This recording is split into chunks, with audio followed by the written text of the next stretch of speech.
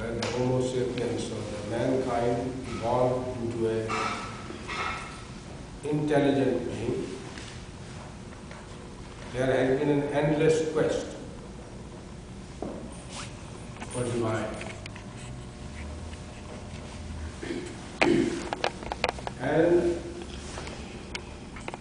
I don't know whether anybody, whether it belongs to any religion or any cult, any group, or whatever it may be, has been successful in seeing the true nature of the divine. It's something beyond our comprehension. We are told it's infinite, it's endless, it's beyond comprehension. That's why some of the wise men didn't even talk about divine. So, quest for divine is going to be continued. That is going to be eternal. And there is a reason for it. Yeah. Why it will be eternal? Because we are so imperfect. Our capacities are so limited. And the phenomena that exist in the cosmos, they are so infinite. We will never be able to understand it. Yeah.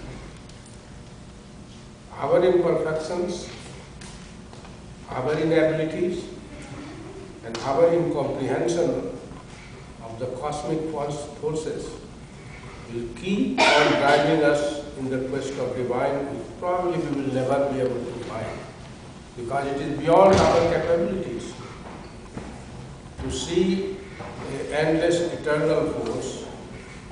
After all, what we are. Forget about an individual. Think about this planet Earth. It is nothing but a speck of dust, not even that, in cosmic evolution. So the design of the cosmos is so enormous, so overwhelming, that we will never be able to comprehend it. But quest will go on. It is in our nature to look for the divine.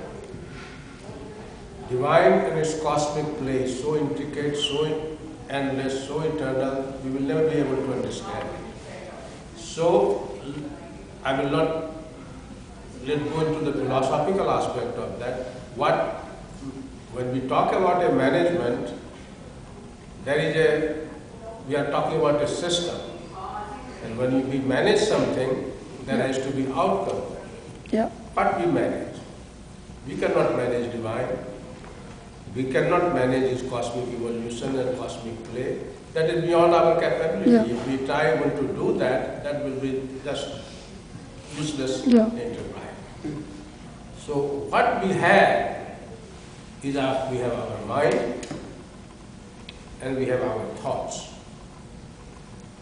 And as an individual, with our mind, with our thought process, with our life, we are restless.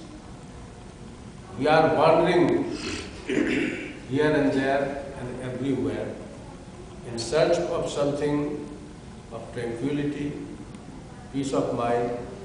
That's what we are looking for. So spiritual management is first to comprehend that we will never be able to understand the cosmos and the cosmic play.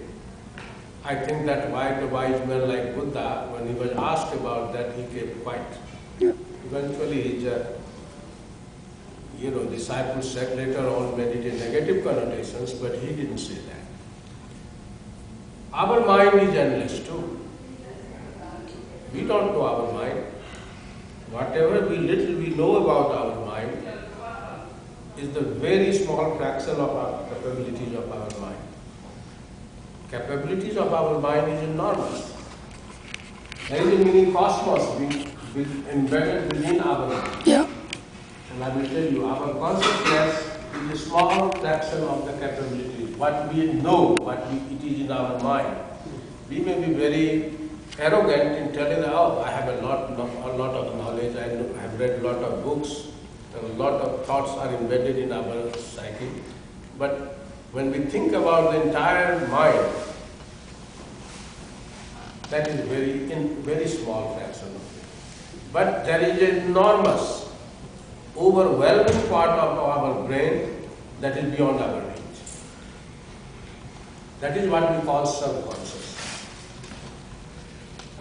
And to reach into our subconscious and explore the full potential of that is a thing that needs management. Yeah. And I think when you talk about spiritual management, that's what you are talking about. Okay. See, that's what you are talking about. Yeah. And you cannot reach your subconscious and full potential of subconscious unless you focus, unless you are beyond the, what we call it, tensions of the living world, beyond the grief and the pain. So what you do, you create a system of management to control those things so that you can achieve the full potentials of your mind, which has enormous potentiality. Science and divine is not something separate. It is the continuum of the same thing. What is science? Science is the scientist, like an old rishis who meditated, who spent his lifetime to explore a simple, small fact, and they put both in front of the humanity. He went through a lot of meditation. He did not sit in the forest, cross-legged, and just kept chanting Om. But he spent his lifetime in meditation, just to look for the truth. And so that is the part of divine, part of the eternal cosmos that he controls. We will be only finding in the specks of dust from that truth. And that's what the science is. Science and divine is the continuum, is the smallest particle of the divine presence in the cosmic design what we talk about.